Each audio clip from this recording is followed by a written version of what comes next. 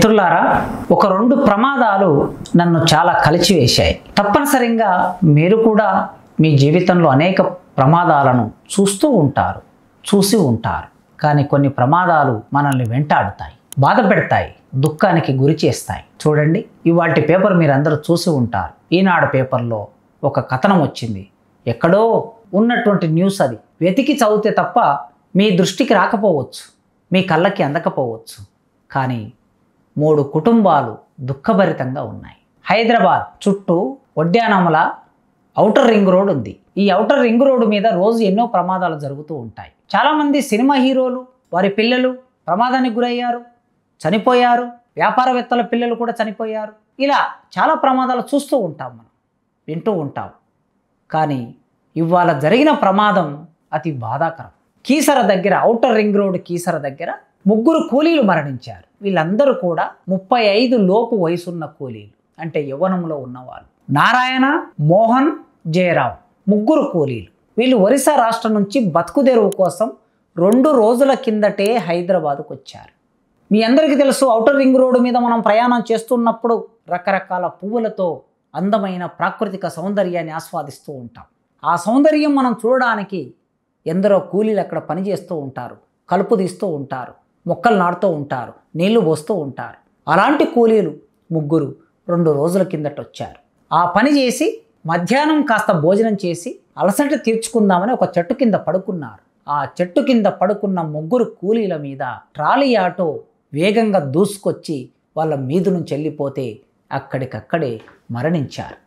3 కుటుంబాలు ఒరిస్సా రాష్ట్రంలో ఊరుగాని ఊరుకొచ్చారు, పల్లెగాని పల్లెకొచ్చారు, కుటుంబాలని వదిలేసి వచ్చారు. ఊరుగాని ఊరిలో శవాలుగా మారి తిరిగి 3 రోజులు గడవక ముందే ఆ కుటుంబాల దగ్గరికి వెళుతూ ఉన్నారు. ఇదొక విషాదం. ఈ విషాద వార్త పూర్తి కాకముందే మరో వార్త నాకు చాలా అత్యంత దగ్గరి మిత్రుడి నుంచి వచ్చిన వార్త. పిన్నిక శ్రీనివాస్ విప్లవ రచయితల సంఘం సభ్యుడు. 30 ఏళ్ల కిందట విప్లవ రచయితల సంఘంలో చేరాడు. బలహీన వర్గాల సమాఖ్య అనే ఒక సంస్థలో, ప్రకాశం జిల్లా ఆ ప్రాంతంలో, సముద్రపు ఒడ్డును ఆనుకొని ఉన్న ఆ ప్రాంతంలో బలహీన వర్గాలని సమైక్యం చేసి, ఏకం చేసి పోరాటం చేయాలనుకున్నప్పుడు ఆ సంఘములో చేరి అక్కడి నుంచి చైతన్యం పొంది విప్లవ రచయితంలోకి ఒక రచయితగా విప్లవ రచయితల సంఘంలో చేరాడు. పిన్నిక శ్రీనివాస్ యాదవ కులంలో పుట్టాడు. కడు పేదరికం. ఏ రోజుకు ఆ రోజు పని చేసుకుంటే తప్ప అన్నం ముద్ద నోట్లకు వెళ్ళని పేదరికం నుంచి వచ్చాడు. కోట్లాది మంది ప్రజలు ఉన్నారు పేదరికంలో. ఆ కోట్లాది మంది ప్రజల్లో పిన్నిక శ్రీనివాస్ ఒకరు. ఆ పిన్నిక శ్రీనివాస్ ఒకప్పుడు సిపిఐ పార్టీలో, ఏఎస్ఎఫ్ అనే సంఘంలో వివిధ స్థాయిలో పనిచేస్తూ అక్కడ నిర్మాణం అవుతుండిన విప్లవోద్యమ ప్రభావానికి గురై విప్లవ రచయితల సంఘంలోకి వచ్చాడు. సమాజం మౌలికంగా మార్పు రావాలంటే పోరాటం చేయాలి, విప్లవం జరగాలని కోరుకున్నాడు. ఆ క్రమంలో పరిచయమైన విజయమ్మ అనే అమ్మాయిని పెళ్లి చేసుకున్నాడు.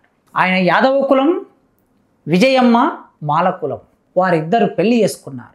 వారిద్దరికి 2 ఆడబిడ్డలు పుట్టారు. ఒక బిడ్డ పేరు ఇంద్రవెల్లి ఒక పోరాట గ్రామం, అమరులు నెత్తురు చిందిన గ్రామం, ఆదివాసీ వీరుల గ్రామం. ఇంద్రవెల్లి పేరు పెట్టుకున్నాడు. మరో బిడ్డకి తాను స్వయంగా కవి కావటం మూలంగా కవిత అనే పేరు పెట్టుకున్నాడు. కడు పేదరికం అనుకున్నాం కదా. భార్య భర్త ఇద్దరు కష్టపడి పనిచేస్తే తప్ప 5,000 నోట్లోకి వెళ్ళని కుటుంబం కావటం మూలంగా విజయమ్మ మున్సిపాలిటీలో ఉద్యోగంలో చేరింది, కాంట్రాక్ట్ ఎంప్లాయీగా. వాళ్ళు నివసిస్తున్న చోట బతుకుదెరువు కోసం అనేక పనులు చేస్తున్న సందర్భంలో మున్సిపాలిటీలో చేరి పని చేసుకుంటూ ఉండగా ఆ రోడ్లు ఊడుస్తూ ఉంటారు. మనం ఎన్నో చోట్ల చూస్తూ ఉంటాం. హైదరాబాదు మహానగరంలో వివిధ పట్టణాల్లో వారు చీపురు బట్టి రోడ్డును శుభ్రం చేయకపోతే ఆ రోడ్డు మీద మనం ప్రయాణం చేయలేం. అపరాత్రి, పగలు, రాత్రి అనే తేడా లేకుండా ముఖ్యంగా రాత్రిపూట పని చేస్తూ ఉంటారు. ఆ రాత్రిపూట ఏ వాహనం వచ్చి ఢీకొంటుందో తెలియదు మనకి. అలా ఆ విజయమ్మ చీపురు బట్టి ఊడుస్తూ ఉంటే ఒక బైక్ వచ్చి ఢీకొని ఆమె కింద పడిపోయి ఊపిరితిత్తులకి కిడ్నీకి దెబ్బ తగిలి కిడ్నీ ఫెయిల్యూర్ అయిపోయి ఆమె నిన్న మరణించారు. చూడండి, ఒరిస్సా నుంచి వచ్చిన 3 కార్మికులు ఆటో ఢీకొని చనిపోయారు ఔటర్ రింగ్ రోడ్డు మీద.